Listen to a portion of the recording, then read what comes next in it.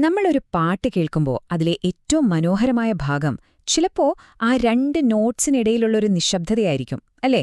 അല്ലെങ്കിൽ ഒരു പെയിന്റിങ്ങിനെ ശരിക്കും ഭംഗിയുള്ളതാക്കുന്നത് അതിലെ രൂപങ്ങൾക്കിടയിലുള്ള ആ ഒഴിഞ്ഞ ഇടമായിരിക്കും. സാധാരണയായി നമ്മുടെ ശ്രദ്ധ എപ്പോഴും രൂപങ്ങളിലാണ്, ശബ്ദങ്ങളിലാണ്, ഓരോ സംഭവങ്ങളിലാണ് പോയി വീഴുന്നത്. പക്ഷേ ആ സംഭവങ്ങൾക്കെല്ലാം ഒരു പശ്ചാത്തലമൊരുക്കുന്നൊരിടമല്ലേ ആ രൂപങ്ങളെയൊക്കെ താങ്ങി നിർത്തുന്നൊരു ശൂന്യത? അതിനെപ്പറ്റി നമ്മൾ അധികം ചിന്തിക്കാറില്ല. ഒരുപക്ഷേ നമ്മൾ ശ്രദ്ധിക്കാതെ പോകുന്ന ആ പശ്ചാത്തലത്തിനാണെങ്കിലോ യഥാർത്ഥ പ്രാധാന്യം? നമ്മൾ തിരയുന്ന ഉത്തരങ്ങളെല്ലാം ആ നിശബ്ദതയിൽ ഒഴിഞ്ഞിരിപ്പുണ്ടെങ്കിലോ? അപ്പോൾ നമുക്ക് നമ്മുടെ ശ്രദ്ധ പതിയെ ഒന്നങ്ങോട്ട് മാറ്റി നോക്കാം. വസ്തുക്കളിൽ നിന്ന് അവയെ നിലനിർത്തുന്ന ആ അനന്തമായ ഇടത്തേക്ക്. ഈ കാണുന്ന ഭുവനേശ്വരി യന്ത്രം പോലെ ഇത് വെറും ഒരു ചിത്രമല്ല, പ്രപഞ്ചം എന്നു പറയുന്ന ആ അടിസ്ഥാനപരമായ ഇടത്തെ കാണിച്ചു തരുന്ന ഒരു രൂപമാണ്. ഇതൊരു ക്ഷണമാണ്, നമ്മുടെ കാഴ്ചയെ രൂപങ്ങളിൽ നിന്ന് അതിനെ താങ്ങി നിർത്തുന്ന ആ പശ്ചാത്തലത്തിലേക്ക് മാറ്റാനുള്ളൊരു ക്ഷണം. ഈയൊരു യാത്രയിൽ നമ്മൾ ഒരുമിച്ച് കണ്ടെത്താൻ ശ്രമിക്കുന്നതും അതുതന്നെയാണ്, ആ പശ്ചാത്തലത്തിന്റെ ആ നിശബ്ദമായ ഇടത്തിന്റെ ശക്തി എന്താണ് എന്ന്. ഒരു നിമിഷം നമുക്കിങ്ങനെ ഒന്ന് ചിന്തിച്ചു നോക്കിയാലോ? നമ്മൾ ഈ കാണുന്നതും അനുഭവിക്കുന്നതൊക്കെ അരങ്ങേറുന്ന ഈ പശ്ചാത്തലം, ഈ ബാക്ക്ഗ്രൗണ്ട് വെറുമൊരു ഒഴിഞ്ഞയിടമല്ലെങ്കിലോ? നമ്മുടെ എല്ലാം ബോധത്തിന്റെ യഥാർത്ഥ സ്വഭാവം തന്നെ അതാണെങ്കിലോ? ഒരുപക്ഷേ പ്രപഞ്ചത്തിലെ ഏറ്റവും വലിയ ശക്തി, എല്ലാറ്റിനെയും ഒരുമിച്ച് ചേർത്ത് പിടിക്കുന്ന, ഒന്നും ഇരിച്ചാവശ്യപ്പെടാത്ത ഈ മൗനമായ സ്നേഹമുള്ള ഇടമാണെങ്കിലോ? ഈയൊരാശയം നമുക്കൊട്ടും പുതിയതൊന്നുമല്ല അല്ലേ? ജീവിതത്തിൽ ഒരുപാട് തിരക്കൊക്കെ ആവുമ്പോൾ, ഭയങ്കര സ്ട്രെസ് വരുമ്പോൾ നമ്മളൊക്കെ പറയാറില്ലേ, ഹോ എനിക്കൊരല്പം സ്പേസ് വേണമെന്ന്. ആ ഒരു നിമിഷത്തിൽ നമ്മൾ ശരിക്കും എന്താവശ്യപ്പെടുന്നത്? വെറുതെ മാറി നിൽക്കാനൊരു സ്ഥലമല്ല, നമ്മുടെ ചിന്തകളുടെയും വികാരങ്ങളുടെയും ആ ബഹളത്തിൽ നിന്നൊക്കെ ഒരു മോചനം തരുന്ന ഒരു മാനസികമായ വിശാലതയാണ് നമ്മൾ ആഗ്രഹിക്കുന്നത്. എല്ലാറ്റിനെയും അതിൻ്റേതായ സ്ഥാനത്ത് വെച്ച് കുറച്ച് ദൂരെ നിന്ന് കാണാൻ സഹായിക്കുന്ന ഒരു ആന്തരികമായ ശാന്തത.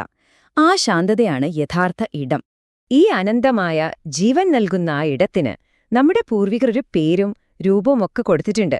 അതാണ് ഭുവനീശ്വരി. ഭുവനം എന്ന് വെച്ചാൽ ലോകം, ഈശ്വരി എന്ന് പറഞ്ഞ രാജ്ഞി. അപ്പോൾ ഭുവനേശ്വരിയോ, ലോകങ്ങളുടെയെല്ലാം രാജ്ഞി. അവൾ വെറുമൊരു ദേവതയല്ല, മറിച്ച് ഈ പ്രപഞ്ചത്തെ മുഴുവൻ ഒരു അമ്മയെപ്പോലെ ഉൾക്കൊള്ളുന്ന ആ അനന്തമായ ബോധമാണ്, ആ സ്നേഹനിർഭരമായ ശൂന്യതയുടെ ഒരു വ്യക്തിരൂപം. പഴയ ഗ്രന്ഥങ്ങളിലൊക്കെ പറയുന്നത് എന്താണെന്ന് വെച്ചാൽ, പ്രപഞ്ചം അവളുടെ ശരീരമാണ്. നമ്മൾ അടക്കമുള്ള എല്ലാ ജീവജാലങ്ങളും അവളുടെ അനന്തമായ അസ്തിത്വത്തിലെ അഴകുള്ള ആഭരണങ്ങൾ മാത്രമാണ്. ഇതിന്റെ അർത്ഥം എത്ര ആഴമുള്ളതാണെന്ന് നോക്കൂ. ഭുവനേശ്വരിയാണ് ആ പ്രപഞ്ചമാകുന്ന ഗർഭപാത്രം. എല്ലാ ലോകങ്ങളും നക്ഷത്രങ്ങളും നമ്മൾ ഓരോരുത്തരും ജനിക്കുന്നത് അവളിൽ നിന്നാണ്, ഒടുവിൽ തിരിച്ചു ചെല്ലുന്നതും അവളിലേക്ക് തന്നെ.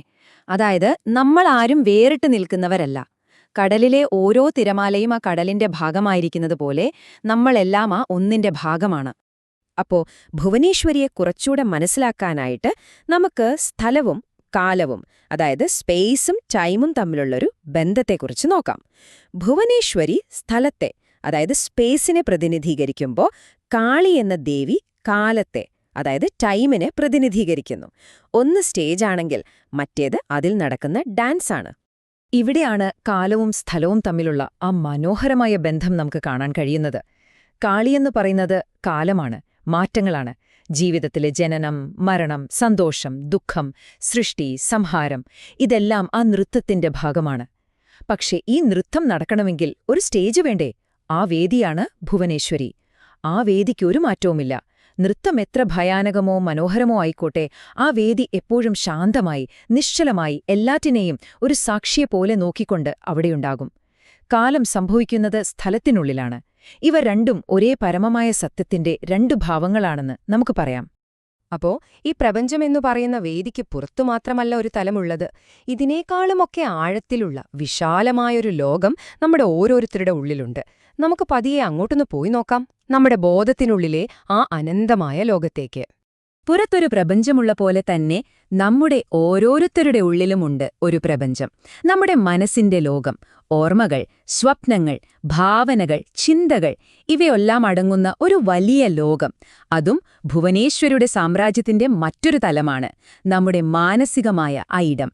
ആ ഇടം എത്രത്തോളം വിശാലവും ശാന്തവുമാകുന്നോ അത്രത്തോളം നമ്മുടെ ജീവിതത്തിനും തെളിച്ചമുണ്ടാകും. ഇനി നമ്മൾ ഇതിലും ആഴത്തിലേക്ക് പോവുകയാണ്, ഏറ്റവും സ്വകാര്യമായ, ഏറ്റവും പവിത്രമായ ഒരിടത്തേക്ക്, നമ്മുടെ ഹൃദയത്തിനുള്ളിലെ ആ ഇടത്തിലേക്ക്. ഗ്രന്ഥങ്ങൾ പറയുന്നത് എല്ലാറ്റിനും മുകളിൽ പ്രപഞ്ചം മുഴുവൻ അടങ്ങിയിരിക്കുന്ന ആ ഹൃദയത്തിലെ ഇടമാണവൾ എന്നാണ്. ഇവിടെ ഹൃദയമെന്ന് പറയുന്നത് നമ്മുടെ ഈ ഭൗതികമായ അവയവമല്ല, മറിച്ച് നമ്മുടെ ബോധത്തിന്റെ കേന്ദ്രമാണ്. നമ്മൾ ഞാൻ എന്ന് പറയുമ്പോൾ തൊടുന്ന ആ ഒരിടമില്ലേ, നമ്മുടെ അസ്തിത്വത്തിന്റെ ഉറവിടം. ആ ചെറിയ ഇടത്തിൽ പ്രപഞ്ചം മുഴുവൻ ഒരു കണ്ണാടിയിലെന്ന പോലെ പ്രതിഫലിക്കുന്നു എന്നാണ് സങ്കല്പം. അവിടെയാണ് ദേവിയുടെ യഥാർത്ഥ സാന്നിധ്യം.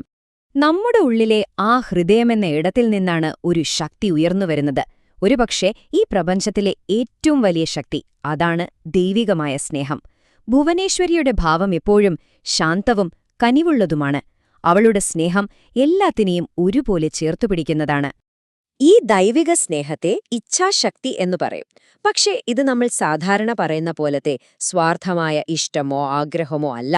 ഇത് സൃഷ്ടിക്കാനും സ്വാതന്ത്ര്യം നൽകാനും വളരാൻ അനുവദിക്കാനുമുള്ള ഒരു അനന്തമായ ഇച്ഛയാണ്.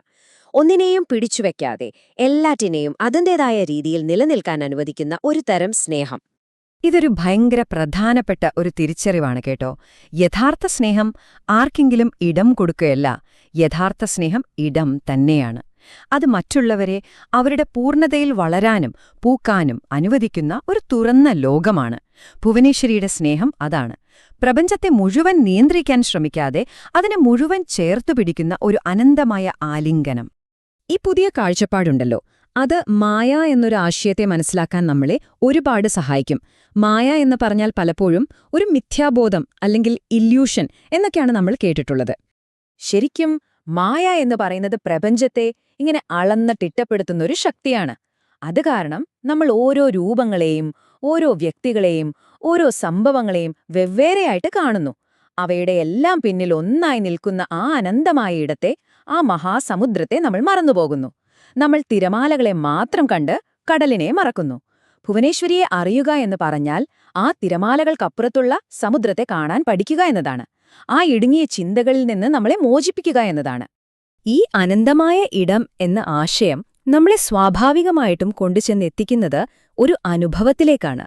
അതാണ് അചഞ്ചലമായ ശാന്തി, പരമമായ ശാന്തി. ആ അനന്തമായ ഇടത്തിന്റെ സ്വഭാവങ്ങൾ എന്തൊക്കെയായിരിക്കും? ശാന്തി, ആഴത്തിലുള്ള വിശ്രമം, പിന്നെ സമചിത്തത. കടലിന്റെ മുകളിൽ എത്ര വലിയ തിരമാല വന്നാലും അതിന്റെ ആഴങ്ങളിൽ എപ്പോഴും ശാന്തമായിരിക്കുമല്ലേ? അതുപോലെയാണ് നമ്മുടെ ജീവിതത്തിലെ പ്രശ്നങ്ങളും പ്രതിസന്ധികളുമൊക്കെ നമ്മളെ പുറമെ ഉലയ്ക്കുമ്പോഴും നമ്മുടെ ഉള്ളിൻ്റെ ആർക്കും തകർക്കാൻ പറ്റാത്ത ഒരു ശാന്തതയുടെ ഇടമുണ്ട്. ആ ഇടമാണ് ഭുവനേശ്വരിയുടെ ശക്തി. ഈ അറിവ് നമ്മളിൽ ഉണ്ടാക്കുന്ന ഏറ്റവും വലിയ മാറ്റം എന്താണെന്നറിയോ? നമ്മുടെ കാഴ്ചപ്പാടിൽ വരുന്നൊരു മാറ്റമാണ്. നമ്മൾ ഈ പ്രപഞ്ചത്തിലെ വെറും നിസ്സാരരായ ചെറിയ ജീവികളല്ല, മറിച്ച് ഈ പ്രപഞ്ചത്തെ മുഴുവൻ ഉള്ളിൽ കൊണ്ടു നടക്കുന്നവരാണ് നമ്മൾ ഓരോരുത്തരും. നമ്മുടെ ഹൃദയത്തിൽ ആ ചെറിയിടത്തിൽ പ്രപഞ്ചം മുഴുവൻ അടങ്ങിയിരിക്കുന്നുവെന്ന തിരിച്ചറിവ് നമ്മളെ ഭയത്തിൽ നിന്നും പരിമിതികളിൽ നിന്നും സ്വതന്ത്രരാക്കും. അപ്പോ ഈ ശാന്തത എങ്ങനെ അനുഭവിക്കാം? വളരെ ലളിതമായ 3 കാര്യങ്ങളാണ് പറയുന്നത്. 1. ശൂന്യരാവുക. അതായത് നമ്മുടെ പിടിവാശികളും പ്ലാനുകളും ആശങ്കകളുമൊക്കെ ഒന്ന് വിടുക. 2.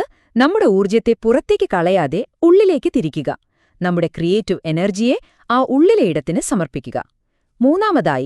ഒരു വലിയ ശക്തിക്ക് നമ്മളിലൂടെ പ്രവർത്തിക്കാൻ അവസരം കൊടുക്കുക.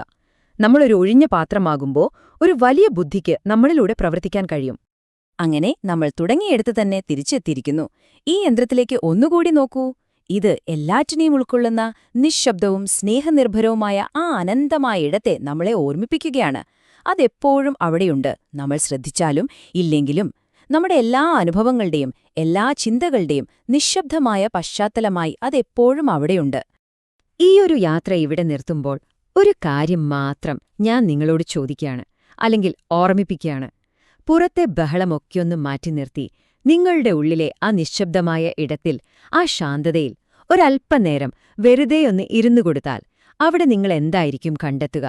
ഒരുപക്ഷേ ആ ശാന്തതയിൽ നിങ്ങൾ പ്രപഞ്ചത്തെ മുഴുവൻ കണ്ടെത്തിയെന്നും വരാം.